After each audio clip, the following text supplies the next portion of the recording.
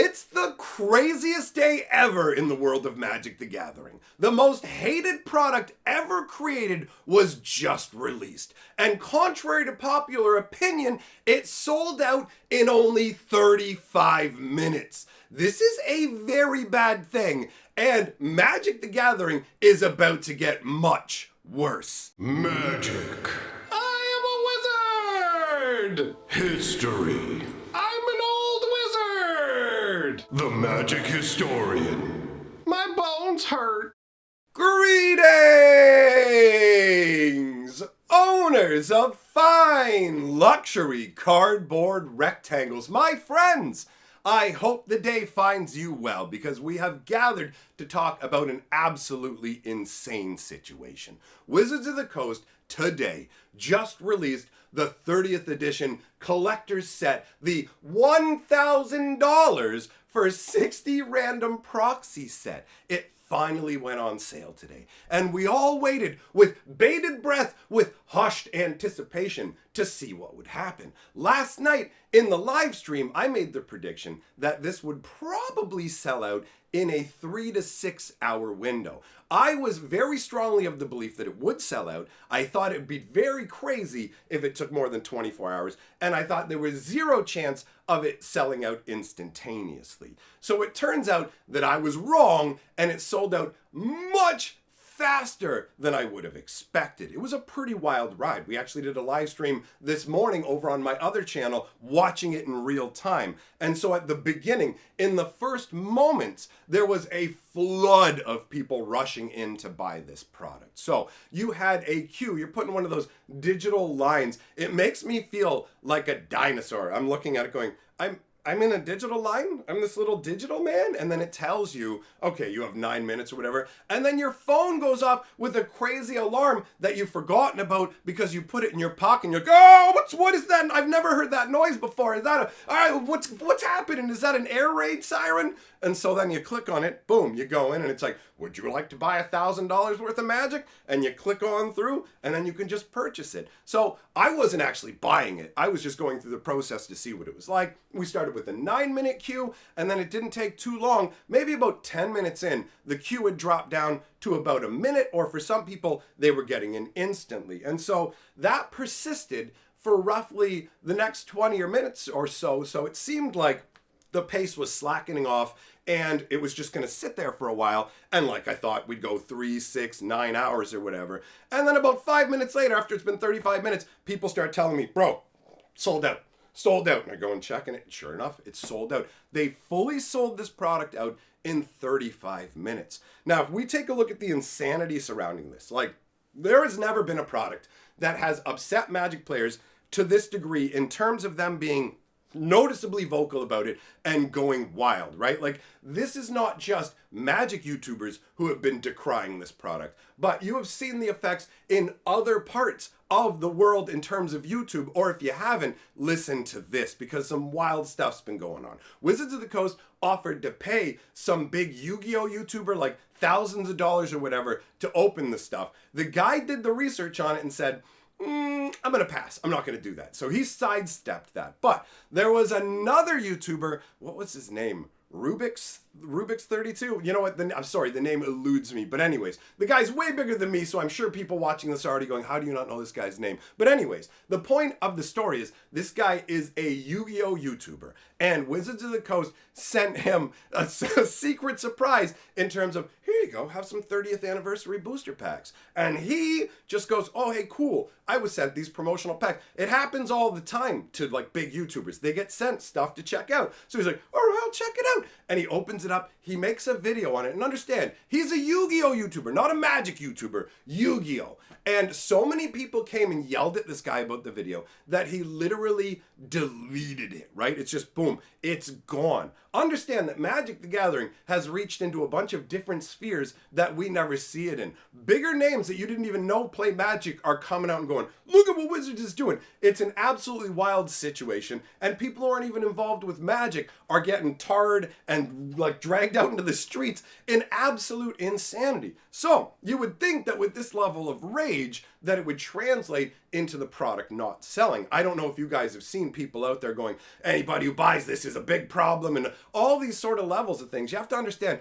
that Wizards preys on people who have addictive personalities, right? So boom, they can get you going with that sort of gambling addict thing as well. What has really been hammered home to me over the last 2 weekends, because I was out at the Genesis Battle of Champions Championship in person and at the face-to-face event on the weekend. So I've been with a bunch of different card game players, and it reminded me just how like weird and strange and socially awkward Magic players could be. I walk in and I'm like, look at all these weirdos. I'm like, this is my place. This is where I belong. I'm one of these weirdos. So I go, yeah, wait a minute. We're all kind of like a little bit socially weird. I mean, I'm obviously a little bit more of an extrovert, but wandering around the events, I know people want to say something to you, but they're also kind of hesitant because Magic players, they're a little more shy. However you want to put it. What I'm trying to say is Magic is a tool that we use to bind together socially and enjoy ourselves. And when you really look at it, Magic, the card game, is just that. It's just a game. The people are what's matter. That's why Arena doesn't feel as special as paper Magic. That's why Wizards can't charge $1,000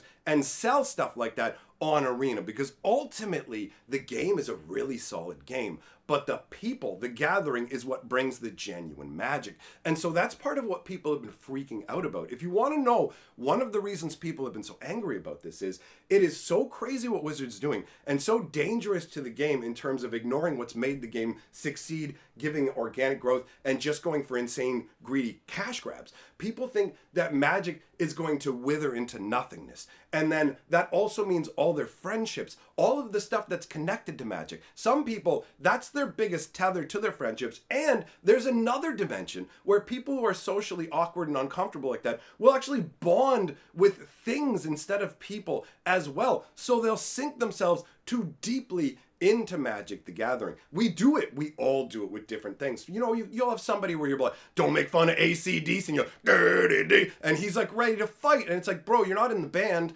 It's fun. I can just make fun of the music. Calm down. Don't get so deep into it. I am somebody who got too deep into Magic in terms of, the reason I understand this is because I took a step back and went, why am I reacting like this? Wizards' greed makes me really angry, and I want to teach them a lesson and leave the game. But then there's all these people I enjoy playing the game with, and there's these social connections, and I like the LGS and all this, and I don't want to give that up. And so ultimately you realize that they're two separate things, right? That sense of community, the camaraderie, the friendship and everything, that's something that Wizards of the Coast doesn't provide. We provide that to each other using Magic as a medium, but there's people doing that with tons of other games. The point I'm trying to make is you have people who don't have an easy time connecting with others. Magic is a way for them to connect with others. So they have this extra level of bond with it. And Wizards leverages that social awkwardness and that feeling of loneliness to get people to buy more stuff, and they end up spending more on Magic, and then it's leveraged into, I'm going to sell you these $1,000 products. Now, it's not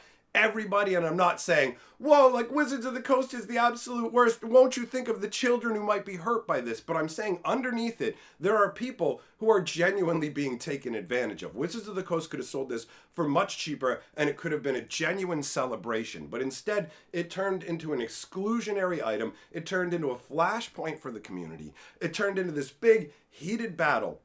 And at the end of the day, when the dust settled, Wizards won, bro. They won, right? There's no other way to look at it. It sold out in 35 minutes. This is a disaster. The only thing that could be worse is if it sold out instantly. If it sold out, I can actually feel chills. This is crazy. I can feel chills going down my spine thinking about it selling instantly because of what that means. You have to understand there's layers to this, friends, right? First of all, they sold it all. That means there's a market for it, right? That means that the people who are angry about it, they're not the majority, right? That's just, you have to keep in mind. All of us online, people who are making the videos, watching the videos, talking on the post, we are super hyper engaged, which means we're super hyper in love with this game. But at the same time, most people engage with Magic the same way you might engage with Monopoly or some other game that you pick up every once in a while and just play it. That's what Magic is to the majority of people who play the game. So this product right here isn't even being sold to, they don't even know about it. Most of them won't even know about this thing. And if they heard about it, they would just look at it and go, oh, I'm not going to buy a pack of that. That's too expensive. They're not going to look at it and get enraged. It's not going to change anything from their perspective, right? So it really comes down to the customers that Wizards of the Coast has been trying to fish out of the pond. And they're looking for clearly whales, right? I honestly don't know exactly what the demographic is because I still can't fully fathom this product. Like, it's been 2 months of it existing mentally, and I still can't wrap my hand around where it exists in the ecosystem because it's an incredibly premium priced product that's full of garbage where you're guaranteed to lose your money. Like, you can't come out ahead, so why are the gambling addicts buying it? And it's just like, it's not like beta draft was an amazing experience you want to spend $1,000 to get 3 boosters for, you got to buy a set of 4. Like, who was this even made for? And yet it sells out in 35 minutes. So Wizards has this untapped market that can provide them millions and millions of dollars for very little work. Like, the thing about this 30 collector's edition thing too is they messed up in a number of ways. They didn't secure all the art rights for it, and then they took the art and like butchered it. The Sol Ring looks awful. If you've seen the Sol Ring, it's all cropped in super close. It looks terrible. Some of the artists' signatures have been cropped out. Like, this is a very hastily cobbled together pile of garbage that's been sold at the highest price tag and sold out in 35 minutes. And Wizards of the Coast is going to get the message that they did something wrong. But here's the scary part, guys. They're not going to get the message that you think they're going to get, where it's like, we did something wrong by making this product. No. The message they're going to get that they did wrong is they messed up on the pricing or how much of this to make. Because it sold out this fast, there are going to be people at the company who turn around and go, okay, wait a minute. 35 minutes in, this product that everyone was screaming about online, this thing that we were worried about, it sold out in 35 minutes. Why didn't we print 2 or 3 times as much as this? Why didn't we sell it for twice as much? We undersold it. Guys, that's exactly what Wizards does. They did it with the Masters sets, right? They put out the first Modern Masters, which was a great set. The price point was a little higher than a regular booster, but it was full of amazing reprints. It was awesome. And then they looked at it and went, people like this product too much, they're getting too much value out of it, make it more expensive and take value out of it. And from that point onwards, that's the pinpoint that I saw where Wizards really just started to go, give them as little as you can and charge them as much as you can. And we've seen it scale up to a crazy degree where Double Masters 2022 was the most expensive product ever made for Magic the Gathering right up until this product. And Double Masters 2022 came out in what? June? Middle of the year? 5 months ago? It feels like 70 years ago. But we're all just talking about 1 year where we've had this massive price escalation and Wizards hasn't found what they're going to consider the right price point because they have to extract as much money as possible. And if you've sold this out in 35 minutes, anybody who's looking at it from maximum cash extraction, I mean, there were people tossing around the idea, hey, maybe they took it down because they didn't want to be embarrassed by it. It's like not selling as fast or whatever. And it's like, no. You got to view this from the perspective of the higher ups who don't care. Like, the people at the top, they don't care about Magic the Gathering. They don't care about the game's health. They care about getting the money today. And that's it. Give me the money today. That's what it said right down at the bottom. You're going to be charged immediately for this. We're not charging you on shipping. You like Wizards of the Coast legitimately is like, we're charging you immediately. Talk to your bank ahead of time to make sure this will clear, and we're only going to let you do 5 at a time because we want to limit the transactions to $5,000 or less. So they're literally like just setting this up where, give us the money. No, there's no takebacks, because they are like, this is a dog product, but we're hoping, and their hope was not in vain. There are a ton of customers who are apparently perfectly fine with buying this product, right? And there have to have been a lot of these boxes because they had a 10-minute queue at the beginning. And even then, for the next half an hour, you had to wait almost a minute sometimes to get in just to order some of these. So they had a steady flow of customers for full on a half an hour until they sold out. That means, here's what my hope was, guys. My hope was that this was going to flop. And then Wizards of the Coast would grab the reins of the horse and go, whoa, Nelly! But Nelly's a real slow horse, so it's going to take like a horse. I hope that sounded like horse. I said horse, friends. Okay, Nelly is a very slow horse. So it takes a long time to turn Nelly the horse around. And as a result, I feel like this analogy might have lost itself. So let's step over to the side. It's now a boat. So Nelly the boat takes a long time to turn around. So what happens is I was hoping this flops and Wizards goes, start turning Nelly! But that's not what happened, right? This sold. Wizards gonna be like, all right, pull the throttle, send Nelly barrowing forwards, right up on the waves, splorsh, splorsh, splorsh. And the more time and resources they dedicate to making these milking people products, the less time they spend on fixing card quality, making proper standard sets, balancing formats, all the things we need for Magic to be healthy. The real short form of this is going to push Wizards even further into the let's just do secret layers and super expensive products to get as much money as we can in the short term without caring about the long-term health of the game. For, I would say, at least the first 25 years of Magic the Gathering's history, they were focused on let's keep the game healthy. Standard is the gateway. And then Fire development came along, and it's so aptly named because they literally set the room on fire and then sat down with their cup of tea and are like, oh man, this fire certainly keeps my tea warm. This is fine, right? But everything is not fine in the long term. It's fine for the coffers of Wizards in the short term, but ultimately, I'm really concerned. So, I'm going to wrap this up here. I've said everything I have to say on the subject for now. Thanks for coming by, my friends. Big shout out to my patrons. And just so you guys know, I do live streams every day on this channel or my other channel, Hatcher. Half the time we're covering Magic news. Half the time the streams get deleted. But they're always an amazing and ridiculous time. So you should be there, all right? So you can come by tonight. I'll be streaming there. I'll leave a link down in the comments and one up on the screen for you right now. Other than that, I will catch you all next time. Hope with better news.